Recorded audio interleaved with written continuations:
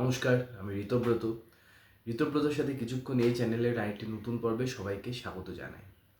দেখুন, বারুইপুরের যে নৃশংস ঘটনা ঘটেছে সেই সম্বন্ধে আমরা সবাই কম বেশি অবহিত।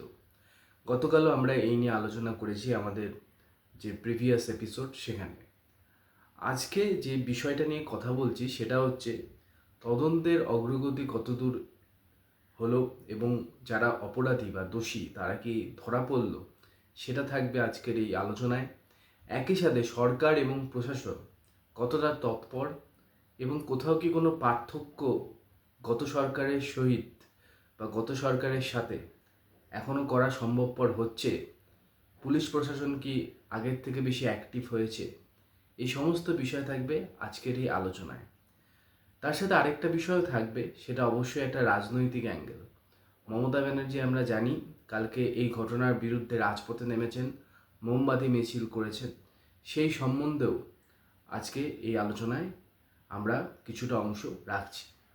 তো প্রথমে যেটা বলবার বিষয় যে এই ঘটনা কতটা নৃশংস, কতটা অমানবিক, সেটা নিয়ে আমার বারবার বলার কোনো প্রয়োজন নেই। যারা আপনারা শুনছেন, যারা আপনারা এই ঘটনা জানেন, তারা খুব সহজেই বুঝতে পারছেন যে এই ঘটনাটা ঠিক কতটা নৃশংস ঘটনা। এখন তো সব কিছু কম্পিটিশন করে হয়। ফেসবুকে দেখলাম অনেকে লিখছেন যে উনি ডাক্তার নন বলে কি রাত জাগা হবে না, বা ইত্যাদি ইত্যাদি, বা অভয়ের কেসটি কি আরও খারাপ ছিল, বা সাধারণ মানুষের এখনও অত প্রতিবাদ চোখে পড়ছে না কেন। দেখুন, ধর্ষণের ঘটনা অনেক ঘটেছে এবং প্রত্যেকটি ধর্ষণের ঘটনা এবং তারপর সেই যে ভিকটিম তাকে যেভাবে খুন করা হয়েছে বিভিন্ন কেসে, তো সেগুলো এতটাই নির্মম যে প্রত্যেকটার বিরুদ্ধেই কিন্তু রাজ্জাক আন্দোলন হওয়া উচিত, কিন্তু সেটা হয় না। একটা নির্দিষ্ট কেসকে কেন্দ্র করে একটা হাইপ ওঠে এবং তখন হয়, কিন্তু তার মানে এটা নয় যে বাকি যে ঘটনাগুলো ঘটেছে সেগুলো একটু সরল, বা সেগুলো একটু কম নৃশংস, সেগুলো আটানা কম নৃশংস বা আটানা কম পাশবিক, তা তো নয়। এই ধরনের যে কোনো ঘটনা একই রকমের নৃশংস, একই রকমের পাশবিক এবং একই রকমের নিন্দনীয়।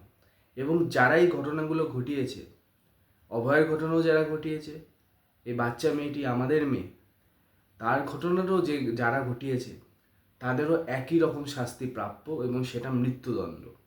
সেই বিষয়ে কোনো সন্দেহের অবকাশ থাকে না। এবং সাধারণ মানুষ সবসময় এক ধরনের প্রতিবাদ করে না, বিভিন্ন সময় বিভিন্নভাবে প্রতিবাদ আছড়ে পড়ে। তাপসী মালিকের সময় এক ধরনের প্রতিবাদ হয়েছিল, অভয়ের সময় আরেক ধরনের প্রতিবাদ হয়েছিল, বিভিন্ন সময় বিভিন্ন ধরনের প্রতিবাদ হয়। তো এই নাবালিকাকে, আমাদের মেয়েটাকে যারা এভাবে খুন করলো, তাদের যে এই কৃতকর্ম তার বিরুদ্ধেও সমাজের সর্বস্তরের প্রতিবাদ আছড়ে পড়বে এই আশা রাখি। এবং এই যে নৃশংস ঘটনা ঘটিয়েছে যারা, এই যে পশুগুলো, এরা কিন্তু কোনো রাজনৈতিক দল বা এদের ধর্মীয় পরিচয় কি সেগুলো দেখবারই দরকার নেই। যদি কিছু থেকে থাকে আছে, ইট ডাজ নট ম্যাটার। কারণ তাদের একটাই পরিচয়, তারা অমানুষ, তাদের এই সমাজে থাকবার কোনো অধিকার নেই। আগে সমাজে থাকবার যোগ্য হবে, তারপর তো রাজনৈতিক দল, তারপর তো ধর্ম। কিন্তু এই মানুষগুলোর সমাজে থাকবারই কোনো অধিকার নেই। লাউড অ্যান্ড ক্লিয়ার, এখানে কোনো সন্দেহের অবকাশ রাখা চলে না। তো তদন্তের অগ্রগতি বেশ কিছুটা হয়েছে, যেমনটা মুখ্যমন্ত্রী বলেছিলেন যে অ্যারেস্ট করা হবে। অলরেডি এক দুজনকে অ্যারেস্ট করা হয়েছিল।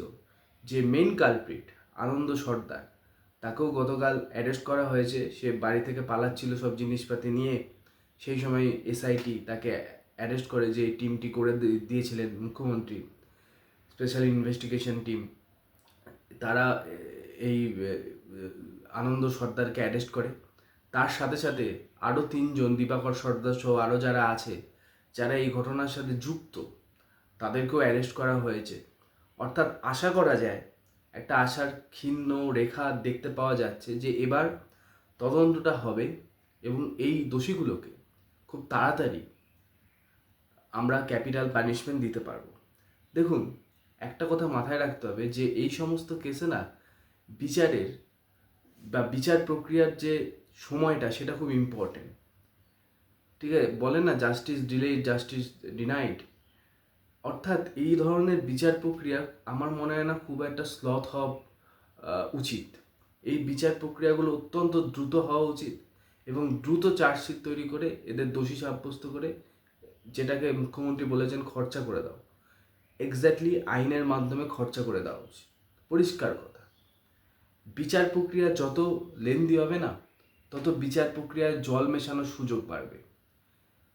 এদের বাইরেও অন্যরকম প্রভাব থাকতে পারে, সামাজিক প্রভাবও থাকতে পারে।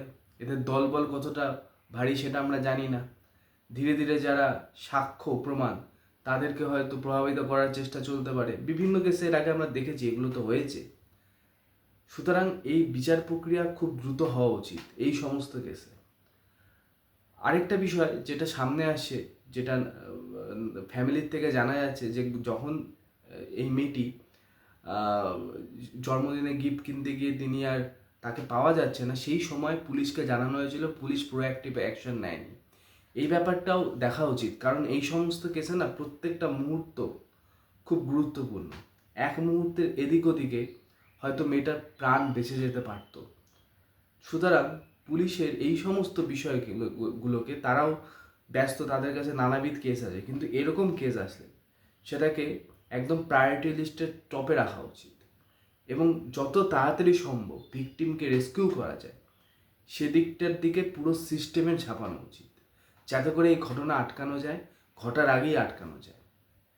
তো এই বিষয়গুলোর থেকে কিন্তু শেখবারও ব্যাপার আছে সরকারের এবং প্রশাসনের। গত 15 বছর যেভাবে চলেছে সেটা যেন আর রিপিট না হয়, সেটাই তো আমরা চাইব। এবং এই সরকারের উপর ভরসা আছে। এতজনকে অ্যারেস্ট করা হয়েছে, রেয়াত করা তো হয়নি কাউকে। সুতরাং স্বাভাবিকভাবেই আশা আরও বাড়বে এবং আমরা চাইব যে এই ধরনের ঘটনা সমাজ থেকে সম্পূর্ণভাবে নির্মূল হোক। সামাজিক দায়ও রয়েছে কিন্তু আমাদের। এই যে ধর্ষণের মানসিকতা আমরা সমাজের বুকে লালিত পালিত করে চলেছি অবিরত, নারীদের অবজেক্টিফাই করবার যে আমাদের প্রচেষ্টা বিভিন্ন বিষয়ে, ছোট ছোট আড্ডায় দেখবেন, এই যে ধর্ষণের মানসিকতা একদিনে তৈরি হয় না, এটা ধীরে ধীরে তৈরি হয়।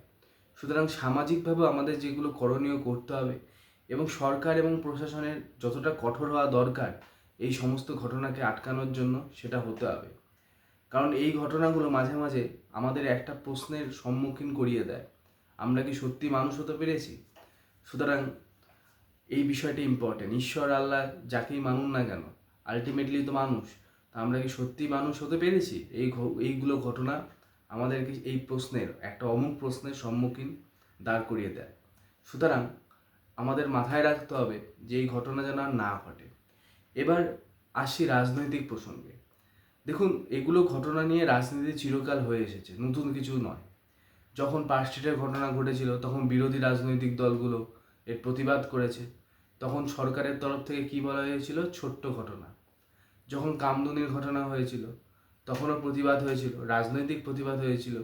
শুনুন, বিরোধী রাজনৈতিক দল সুযোগ খুঁজবে, যেখানেই একটা এরকম ঘটনা ঘটবে সেখানে তারা রাজনৈতিক পরিসর খুঁজে পাওয়ার চেষ্টা করবে। সেটা অন্যায়ের কিছু নেই, সেটা স্বাভাবিক। বিরোধী কণ্ঠস্বর এই গণতন্ত্রের একটা স্বাভাবিক প্রক্রিয়া, সেখানে কোনো অসুবিধা নেই।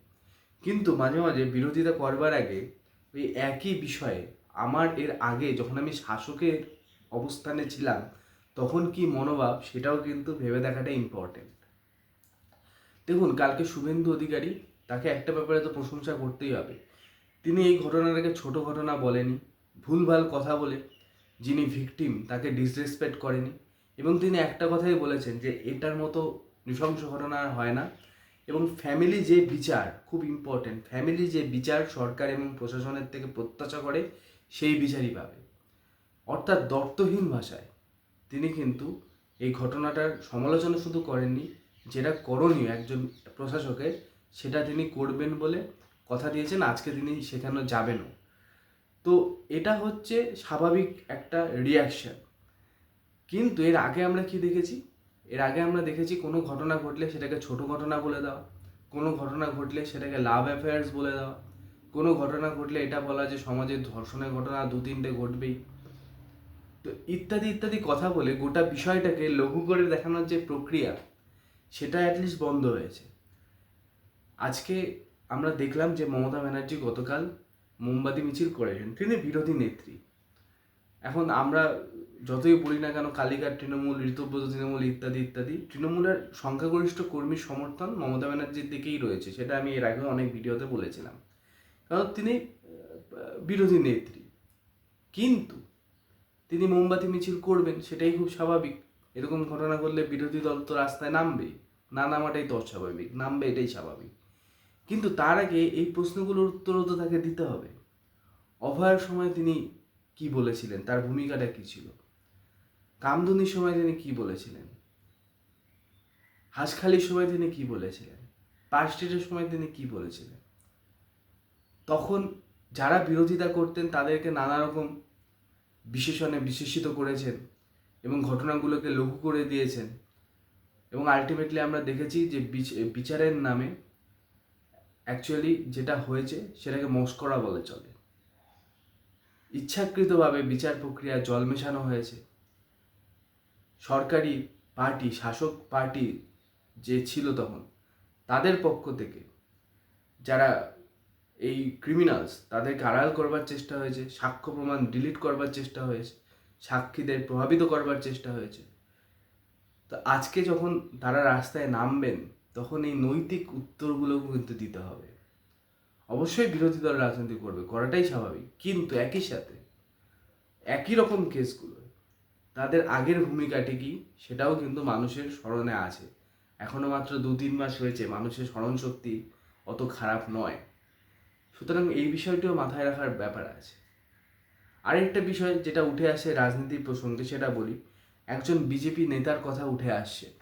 তো বলা হয়েছিল তিনি নাকি থানা থেকে দোষীদের ছাড়িয়ে নিয়ে গেছেন। এই রেকর্ড অতীতেও একজনের আছে, তিনি মুখ্যমন্ত্রী ছিলেন সেই সময়। যাই হোক, কিন্তু পরবর্তীকালে যেটা একটা ভাইরাল ভিডিওর মাধ্যমে প্রকাশ্যে আসে এবং যাকে অভিযুক্ত করা হয়েছিল, যে বিজেপি নেতাকে, তারও দাবির সাথে সেটা মিলে যাচ্ছে, কারণ ভিডিও তো আলটিমেটলি সত্য ঘটনা প্রকাশ করে দেয়। সেখানে দেখা যাচ্ছে তিনি কিন্তু একজন অপরাধীকে ধরে নিয়ে যাচ্ছেন থানাতে, এবং তিনি যে কথাগুলো বলছেন মিডিয়ার সামনে বা ক্যামেরার সামনে, সেখানে কিন্তু বোঝা যাচ্ছে তিনি বেসিক্যালি পুলিশকে সাহায্যই করতে চাইছেন। তো ঘটনার সত্যাসত্য সেটা অবশ্যই পুলিশ বিচার করে সামনে আনবে, কিন্তু এই ঘটনাটা যদি মিথ্যা হয়, এটা যদি ফেক নিউজ হয়, তাহলে কিন্তু প্রবণতাটা ভয়ঙ্কর। একজন